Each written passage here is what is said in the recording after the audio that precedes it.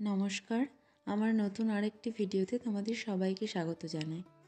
আজকে আমি তোমাদের সাথে একটা নতুন ধরনের রেসিপি শেয়ার করব। এটার নাম হলো ক্ষীরপুরি। এটা বানানো ভীষণই সহজ, তো চলো দেখে নেওয়া যাক যে কীভাবে এটা তৈরি করব। তো এটা বানানোর জন্য মিষ্টির দোকান থেকে আমি চাঁছি নিয়ে এসেছিলাম। তো এটাকে অনেকে মোয়াও বলে। তো এটার সাথে আমি 1 চামচ মতো রোল ময়দা আর সামান্য চিনি দিয়ে গোটাটা একসাথে ভালোভাবে মাখিয়ে নেব, যাতে সবটা ভালোভাবে মিশে যায়। তো মাখানো হয়ে গেছে, এবার আমি এটাকে রেখে দেবো।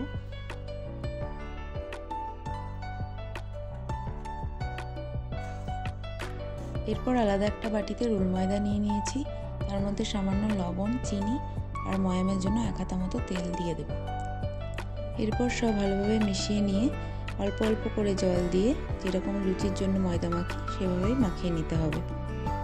একটু নরম করে মাখাতে হবে যাতে পুরটা দিলে ভেতর থেকে বেরিয়ে না যায়। মাখানো হয়ে গেলে এবার আমি এটাকে কিছুক্ষণের জন্য রেস্টে রেখে দেবো। এরপর এগুলোকে ভেজে যে রসে ফেলবো তার জন্য আমি চিনির শিরাটা বানিয়ে নেব।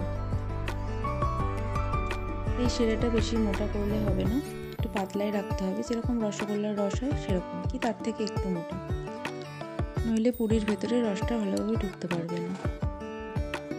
রস তৈরি হয়ে গেছে।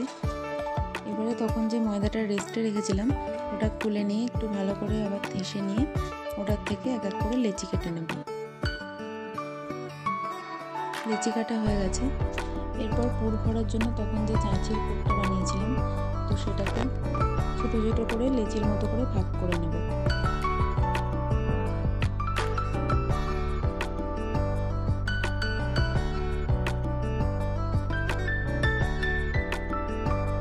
এবারে পুর ভরে নেওয়ার পালা। যেভাবে আমরা ডালপুরিতে বা কচুরিতে পুর ভরি সেভাবে এক এক করে এগুলো সব পুর ভরে নিতে হবে। আর মুখটা খুব ভালোভাবে আটকাতে হবে যাতে বেলার সময় ফেটে বেরিয়ে না যায়।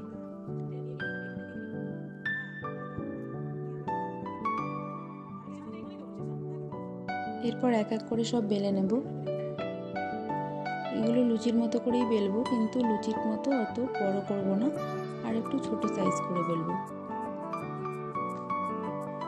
আর বেলার সময় খেয়াল রাখতে হবে বেশি যেন পাতলা না হয়ে যায় বেলাটা, একটু যেন মোটা থাকে।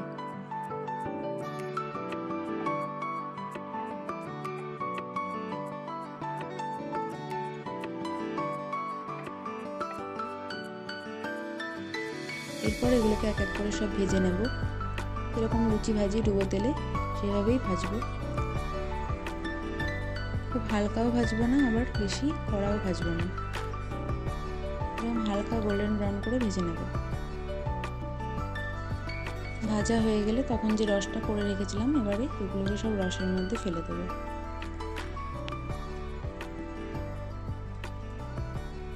খুব ইউনিক একটা রেসিপি, তো তোমরা অবশ্যই বাড়িতে একবার ট্রাই করে দেখো।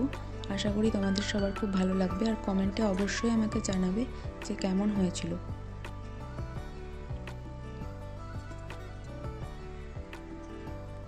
আর আমার আজকের এই ভিডিওটা যদি তোমাদের সবার ভালো লেগে থাকে তাহলে অবশ্যই লাইক, কমেন্ট, শেয়ার করে দিও। আর এরকমই আরও নতুন নতুন ভিডিও দেখার জন্য চ্যানেলটিকে সাবস্ক্রাইব করে দিও।